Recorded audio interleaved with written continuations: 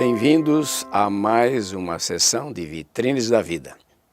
É de fato um prazer poder entrar em contato com você para tecermos mais algumas considerações a respeito de fatos que ocorrem no nosso dia a dia. Tenho diariamente ouvido pela manhã algum noticiário para saber o que está acontecendo no mundo. E nessa última semana, praticamente houve alguns fatos que me chamaram muito a atenção. E sabem, a mídia, nessa semana passada agora, tem ocupado a maior parte do tempo em traçar comentários e notícias a respeito desse macabro crime cometido por uma mulher enciumada, em que mata o marido com um tiro.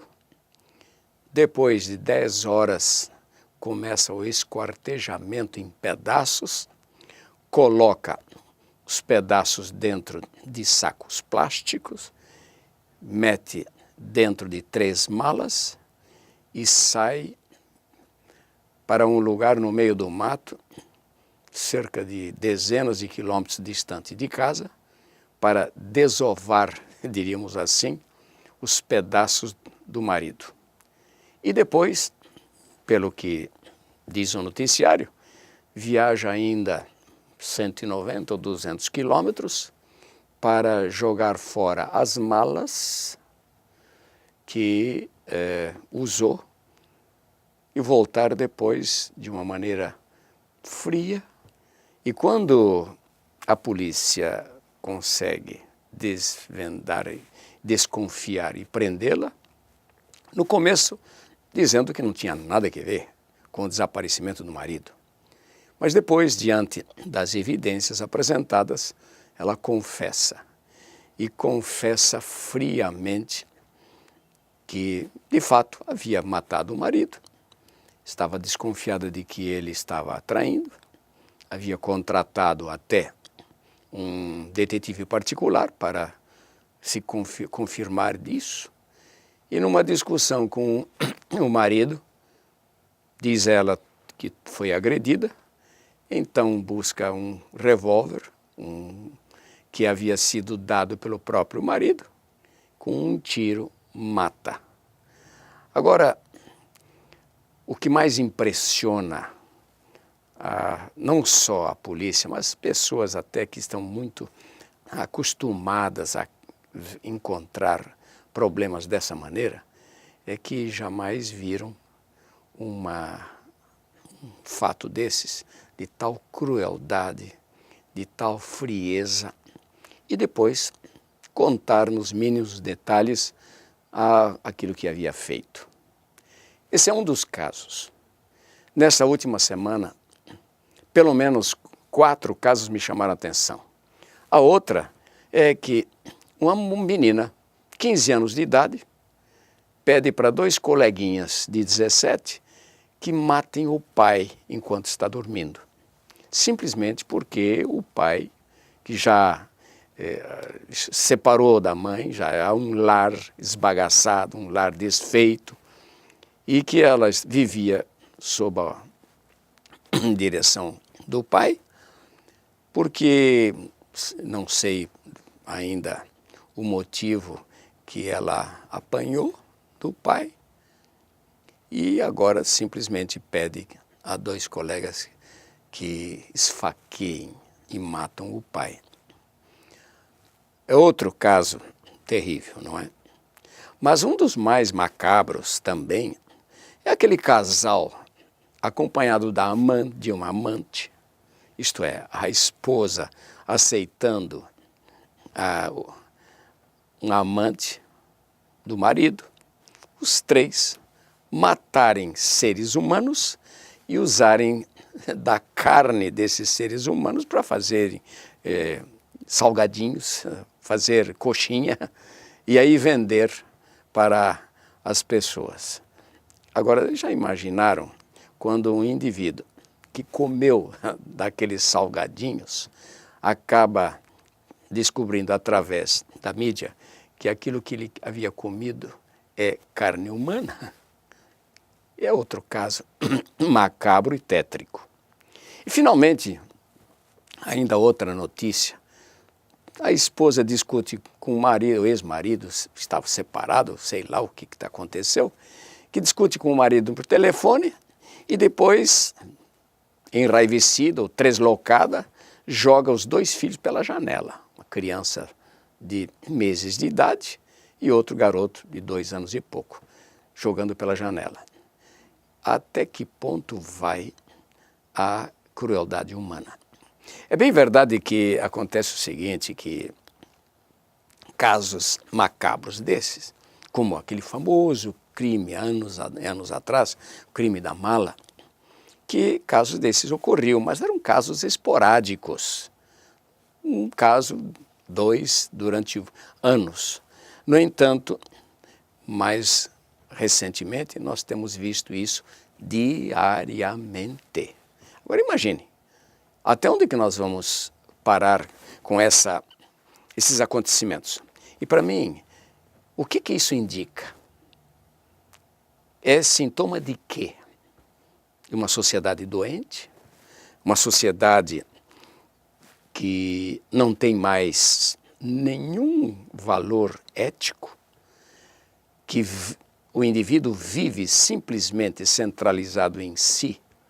E quando sente que algum direito, e muitas vezes não é o direito, mas ele sente-se ofendido, sente-se atingido, então vai tomar com as suas próprias mãos, tentando fazer justiça, tomar o caso com as suas mãos, fazendo justiça própria. Agora, o que me leva a pensar é o seguinte: até onde nós vamos? Até onde vai parar essa sociedade? Isso fora os outros problemas que nós estamos enfrentando no mundo, que é a crise econômica, por exemplo, né? A crise política, crise e guerras entre partidos e nações, e religiões e tanta coisa mais. O que isso indica? Ora, nós estamos num processo de entropia social. A palavra entropia é usada geralmente para sistemas físicos, isto é, o desgaste ou esfacelamento de qualquer sistema físico. E isso, se nós formos agora aplicar também ao sistema social, vamos verificar que a sociedade está em franca decomposição, esfacelamento, em que pese o cuidado de homens de boa vontade tentarem resolver os problemas humanos. Mas estamos chegando a um ponto de insolubilidade também nisso. Isto quer dizer o seguinte, que há algum elemento por detrás de tudo isso e muitas pessoas não percebem isso. Mas deve haver um agente que esteja provocando isso nos seres humanos. Isso por quê? Porque nós, seres humanos, agimos, reagimos, proagimos, fundamentado em leis de comportamento. Aí vem a importante contribuição da psicologia. A psicologia, como a ciência do comportamento humano, procura não somente explicar os fatos que ocorrem, mas também verificar as causas. E quando descobrem, por exemplo, causas comuns a várias formas de comportamento, nós chamamos isso de leis do comportamento. Essas leis agem sobre o ser humano. Então, o ser humano passa a comportar-se de uma maneira ou de outra diante de certas circunstâncias que ocorrem na vida. E essas ações ou reações do ser humano, em geral, são levadas através de forças que nós chamamos de leis do comportamento, e que procura explicar o comportamento humano atualmente.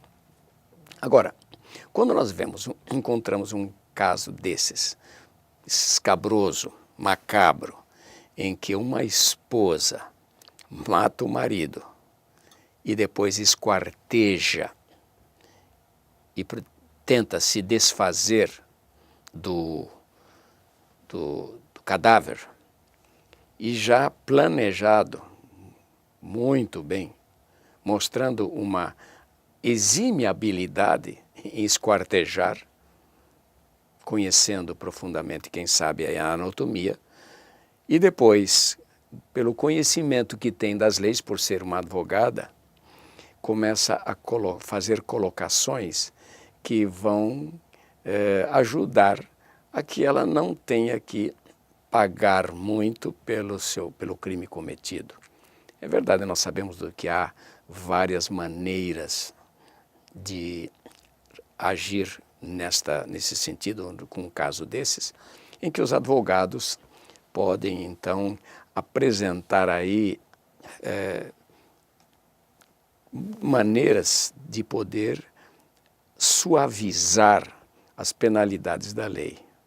Então, uma pessoa dessas, depois de ficar 2, 3 anos ou coisa semelhante, pode sair, né, da prisão sem precisar pagar pelo crime cometido de 30 ou 50 anos que recebeu na hora do julgamento.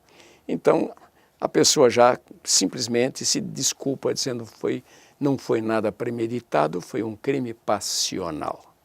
Agora, o que quer dizer crime passional?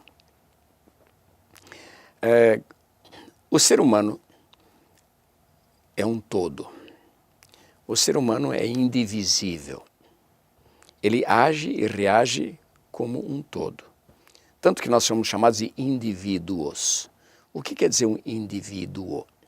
A palavra vem do latim indivisus, que quer dizer não divisível. É justamente indicando que o ser humano é um todo e age e reage como um todo, e não em pedaços. Eu não posso dizer que a minha mente, por exemplo, um pedaço não tem nada a ver com o outro. Isto é, um assunto não tem nada a ver com o outro, porque é o todo. E acontece que num caso desses, em que há uma alteração de ambiente, nós agimos de uma maneira global. Agora vem, quando nós dizemos que é passional, o que quer dizer isso? Ora, o ser humano, embora seja um todo, existem aspectos distintos na personalidade. Uma delas, por exemplo, que, a nosso ver, é uma das capacidades mais elevadas que o ser humano tem, é a vontade. Essa vontade, ou chamado livre-arbítrio, que nós podemos escolher entre diferentes opções, qual delas nós vamos usar no nosso comportamento. Há diferentes possibilidades de agirmos. E essa vontade o homem é livre para escolher. Além disso, nós temos outro aspecto da nossa personalidade, que é a razão. Com a nossa mente, nós pensamos, nós raciocinamos de causa para efeito e procuramos relacionar um fato com o outro, um acontecimento com o outro. Então, o ser humano pode pensar que atitude vai tomar, quais seriam as consequências de tomar uma ou outra decisão, avaliar tudo isso e então usar da vontade para tomar suas decisões. Mas existe um outro aspecto do ser humano, que é o aspecto que a psicologia chama de afetividade. A afetividade, isto é, tipo de, diríamos, excitação do sistema nervoso que nos causa sentimentos de prazer e desprazer, de alegria e de tristeza, de aceitação e de ódio e desprezo. Então, essa maneira de agir, de reagir, aliás, emocionalmente e afetivamente, que a psicologia chama de afetividade, nós dizemos que isso essa afetividade é constituída de 3 aspectos. É verdade que esses aspectos podem estar interligados, podem estar entrelaçados, mas para efeito de estudo, como já faziam os antigos gregos, podemos dividir, né, e classificar estados afetivos, diríamos assim. E um deles é a emoção. Emoção ocorre quando existem mudanças bruscas de ambiente e que provocam em nós essa sensação, diria eu, ou mais do que isso, essa reação do sistema nervoso de prazer ou desprazer. E essas emoções são momentâneas, são de curta duração e que desaparecem quando desaparece, por exemplo, aquilo que causou essa emoção. São de curta duração. E, em verdade, temos de intensidade muito grande, não é? Que ocorre. Agora, existe além das emoções aquilo que nós chamamos de sentimentos, que é um outro estado afetivo em que há mais profundidade e que é mais focalizado não em razão de mudanças bruscas de ambiente, mas focalizados em pessoas ou em coisas. Então, esse sentimento de aceitação, de prazer ou de desprazer, que é mais profundo, no entanto, menos intenso, mas mais duradouro, nós chamamos de sentimentos. E, por outro lado, existe ainda aquilo que nós chamamos de paixão, que é a origem daquilo que nós usamos quando falamos em crime passional. É a paixão.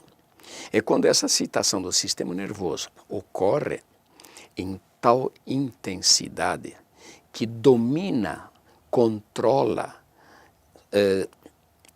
totalmente a razão e a vontade. Então, nós dizemos que o indivíduo está apaixonado.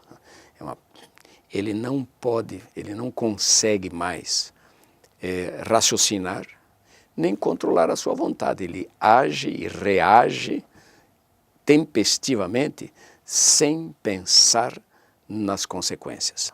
Então ele acaba sendo paciente. Aí vem a palavra paixão. Ele é paciente do seu estado afetivo e não controla mais. Então ele não é mais agente. A razão não domina mais os sentimentos. E então ocorrem esses verdadeiros absurdos para as pessoas normais. São casos em que o indivíduo se deixa levar totalmente pela sua excitação nervosa.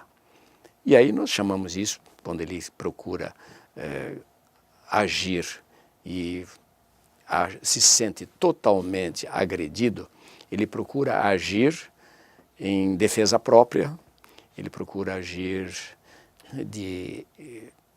em defesa da sua honra, né? Ou se sente ofendido e agora vai para a revanche, para a vingança, não é? E acaba matando o outro. Agora vem o seguinte questão. Até onde pode ser feita justiça num caso desses? Eu tenho dito sempre para meus alunos o seguinte: quando você encontra, para moças ou rapazes, quando você encontra alguém que está apaixonado por você, caia fora, porque é uma pessoa perigosa.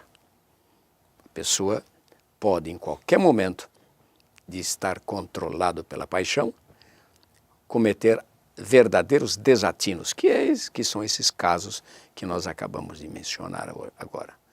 Portanto, o que é que nós devemos e podemos fazer para que esses casos não ocorram? O problema vem muito, muito do lar. O problema que nós estamos enfrentando no mundo hoje é que uma criança, já nas primeiras semanas de vida, acaba controlando a vida da família inteira. Por quê? Com essa ideia, essas teorias, e são teorias psicológicas que carecem, muitas vezes, de experimentação científica na realidade.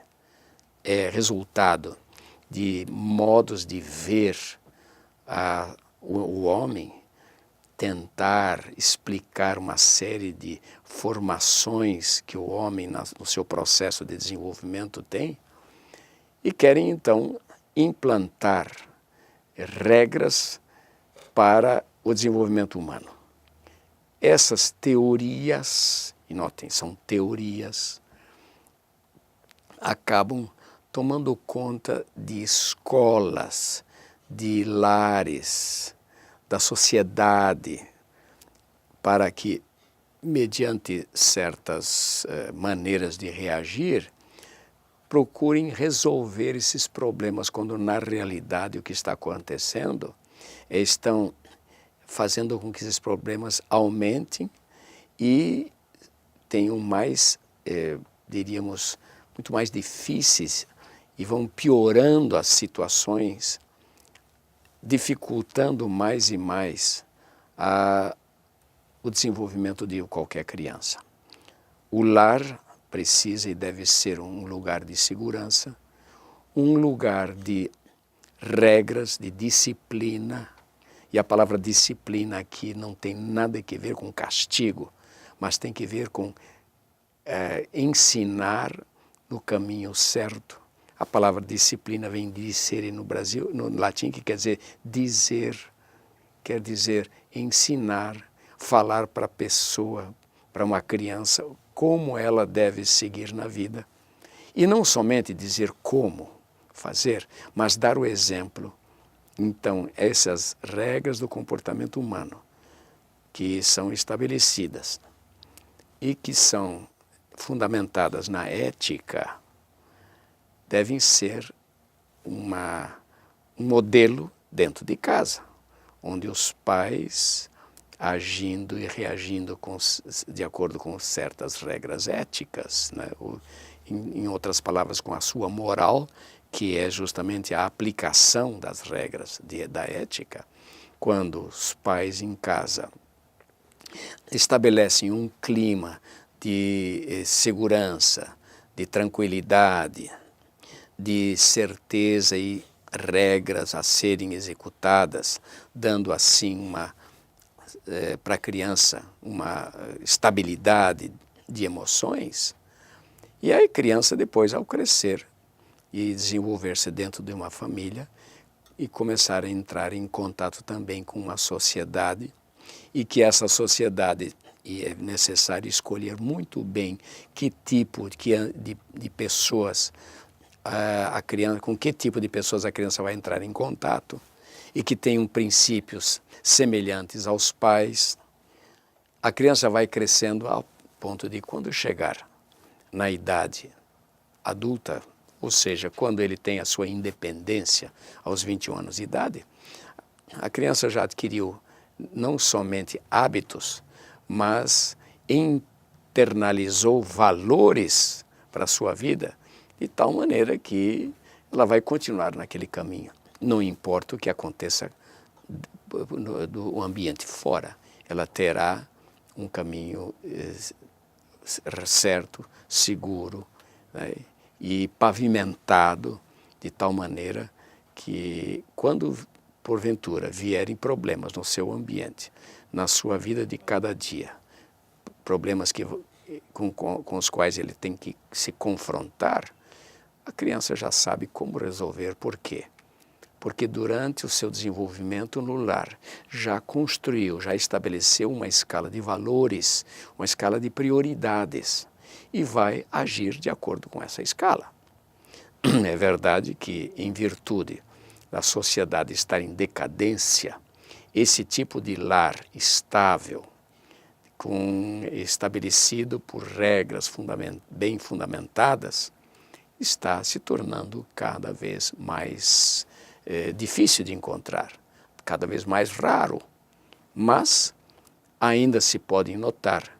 E a questão não é muito diríamos, de nível social, Nós encontramos famílias bem simples, às vezes verdadeiros analfabetos, mas bem constituídos, tranquilos, né? Onde o lar é fundamentado em cima de princípios sólidos, muito simples, mas princípios que são obedecidos e que levam as crianças a terem aí uma vida bem mais tranquila e estável e segura. Agora, à medida que a sociedade vai se esfacelando, vai se decaindo cada vez mais, se torna mais e mais difícil. No entanto, nós queremos aqui apresentar a ideia de que isso não é impossível. E, nesse caso, quando nós encontrarmos um lar em que está bem estabelecido diante ou fundamentado em princípios éticos e princípios de dignidade, de honra, de respeito um ao outro dentro do lar, então esses casos não ocorrerão. É bem verdade que o pior que está ocorrendo é que aqueles que devem dar bom exemplo, aqueles que devem estabelecer um padrão de comportamento, são hoje em dia os primeiros a transgredirem, são os primeiros a, vamos dizer, usarem de recursos que não são éticos. E quando a juventude, as crianças e os jovens veem a maneira como os mais adultos, ou como os líderes, ou como as autoridades estão agindo, se sentem no direito de fazer a mesma coisa. E em virtude, agora, e todos penso que devemos concordar nisso, em virtude da impunidade. O que é que acontece? As pessoas vão indo de mal a pior e sem sofrerem as consequências que deveriam sofrer quando se desviam de um comportamento considerado normal, que deveria ser considerado normal. Agora, o que é que se pode esperar para o futuro? Eu creio sinceramente na previsão profética do livro que é a base para as religiões cristãs. Não importa que igreja o indivíduo pertença, diz e propaga que a sua religião está fundamentada nas Escrituras Sagradas. E o cristianismo, que foi pregado e defendido e ensinado pelo seu fundador Jesus Cristo, que é a base dessas religiões praticamente ocidentais, esse escrito faz profecias para o que deveria acontecer quando a civilização estivesse prestes a chegar ao seu colapso final. E então, o apóstolo São Paulo, numa das suas cartas, segunda carta a Timóteo, simplesmente diz que os homens maus e perversos irão de mal a pior, enganando e sendo enganados. Esse é o futuro que podemos prever para a nossa sociedade em decadência, em decomposição. Em que pese os otimistas que dizem não, que amanhã vai ser melhor, que vamos dizer, corrigir os problemas econômicos, os problemas políticos, os problemas sociais. Estando resolvido isso, não vai ser tudo melhor. A verdade é que, em virtude da decadência moral da sociedade, estamos chegando a um ponto de insolubilidade, um ponto em que não há mais retorno.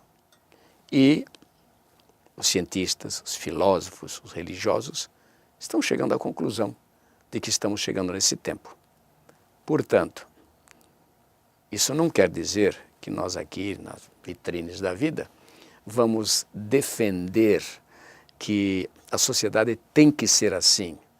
Porque há um problema muito sério, especialmente quando nós tratamos de psicologia. Aquilo que é que ultrapassa 50% do comportamento, nas formas de comportamento, nós chamamos de normal. Até aí tudo bem.